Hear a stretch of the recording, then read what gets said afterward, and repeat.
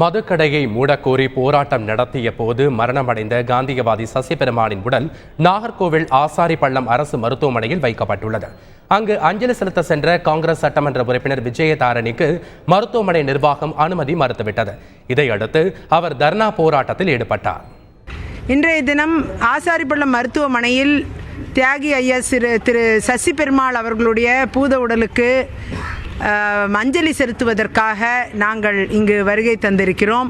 ஆனால் எங்களை அனுமதிக்காமல் உரிய அனுமதி மாவட்ட ஆட்சியரிடம், காவல்துறை கண்காணிப்பாளரிடம், டீனிடம் எல்லாம் உரிய அனுமதியெல்லாம் பெற்றுவிட்டு தான் நான் இங்கு வந்தேன்.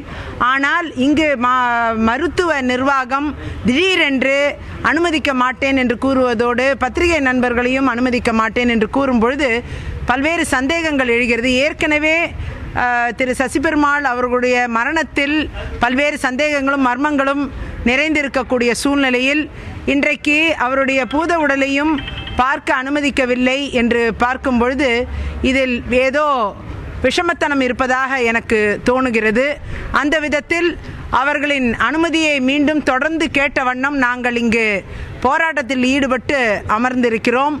அவர்கள் அந்த அனுமதியை தர மறுப்பார்களேயானால் மாவட்ட ஆட்சியரிடம் இந்த கோரிக்கையை முன்வைப்பதாக இருக்கிறோம்.